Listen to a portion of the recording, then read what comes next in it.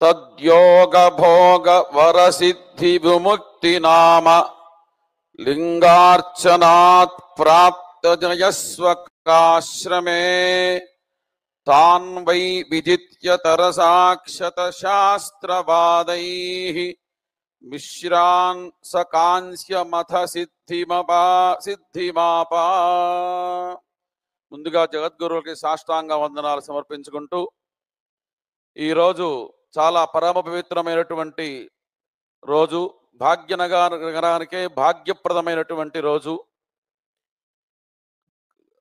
సప్త మోక్షపురుల్లో అత్యంత ప్రధానమైనది, అలాగే సకల భూమండలానికి నాభిస్థానమైనటువంటి కాంచీ దివ్యక్షేత్రం నుంచి నడయాడే కాంచీ స్వరూపమైనటువంటి కాంచీ శంకరాచార్య మూలాంనాయ సర్వజ్ఞ పీఠాధీశ్వరులు శ్రీ శ్రీ శ్రీ శంకర విజయేంద్ర సరస్వతి స్వామి వారి యొక్క దర్శనం, వారి యొక్క అనుగ్రహ భాషణం వినటం మన అందరి యొక్క పురాకృతమైనటువంటి పుణ్య విశేషం. ముందుగా మనం కాంచీపురం నుంచి ఒక 5 విషయాలు మనం తెలుసుకోవాలి.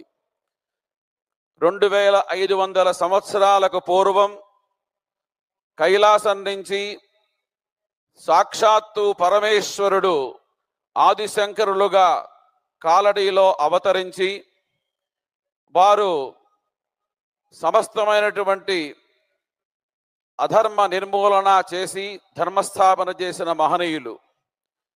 ఆ పరంపర కొనసాగాలి అని వారు కైలాసానికి వెళ్ళి 5 శివలింగాలని పట్టుకొచ్చారు. 4 దిక్కుల 4 శివలింగాలని 4 మఠాలని స్థాపన చేసి వారికి అనుగ్రహించారు. అందులో అత్యంత ప్రధానమైనటువంటి యోగ శివలింగాన్ని వారి దగ్గర అట్టపెట్టుకొని వారు భూమి మీద ఉన్నంతకాలం వారే స్వయంగా అర్చించి వారు కాంచీపురంలో సర్వజ్ఞ గురుపీఠాన్ని వారు స్థాపన చేశారు. నాటి నుంచి నేటి వరకు అది అత్యంత పరంపరగా కొనసాగుతూ ఉన్నది. దాంట్లో భాగంగా వారు 5 ప్రధానమైనటువంటి కార్యాలని కాంచీపురం నుంచే చేసినట్లు మనకి శివరహస్యం లాంటి గ్రంథాల్లో అత్యంత ప్రామాణికంగా కనబడుతూ ఉన్నది. మొట్టమొదటిది, వారు సర్వజ్ఞ పీఠాన్ని కాంచీపురంలోనే అధిష్ఠించారు. రెండవది, కామాక్షి అమ్మవారి దగ్గర శ్రీచక్ర ప్రతిష్టాపన చేశారు. సకల భువన చక్ర ప్రతిష్టాపక శ్రీచక్ర ప్రతిష్టా విఖ్యాత యశోలంకృతానాం అని మన కాంచీపీఠం యొక్క స్వస్తివాచనంలో కూడా చెప్తారు. ఇక మూడవది, షణ్మత స్థాపన అనేటువంటి గొప్ప కార్యక్రమాన్ని వారు చేశారు. అలాగే అక్కడ వారు యోగలింగం యొక్క ఆరాధనని ఎన్నో సంవత్సరాలుగా అక్కడ చేశారు. 5వది, అక్కడి నుంచే వారు కైలాసానికి సిద్ధి గావించి వెళ్ళినట్టుగా మనకి శివరహస్య గ్రంథం యొక్క విషయం. అత్యంతమైనటువంటి 5 కార్యక్రమాలని అక్కడి నుంచి చేశారు.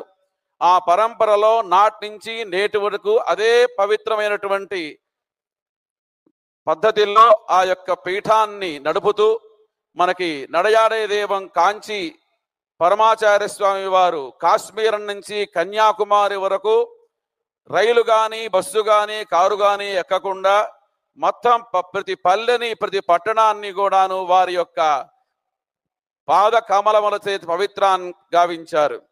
ఆ తదుపరి జయేంద్ర సరస్వతి స్వామి వారు అదే పరంపరలో కొనసాగారు.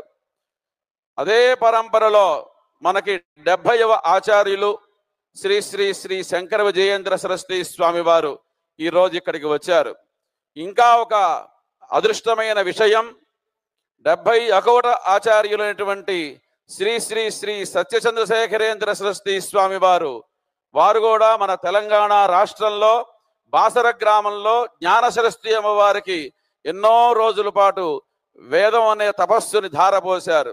అట్లా కంచి కామకోటి పీఠానికి మన యొక్క భాగ్యనగరానికి ఎంతో పరంపరగా ఉన్నటువంటి సంబంధం కొనసాగుతూ ఉంది. అటువంటి నడయాడే దేవునటువంటి విజయేంద్ర సరస్వతి శంకరాచార్య స్వామి వారిని మనందరినీ కూడాను అనుగ్రహిస్తూ ఆశీర్వదిస్తూ అనుగ్రహ భాషణాన్ని అందించమని మనందరి తరఫున ప్రార్థన చేస్తున్నాం. హర హర శంకర జయ జయ శంకర. నమః పార్వతీపతయే. హర హర మహాదేవ.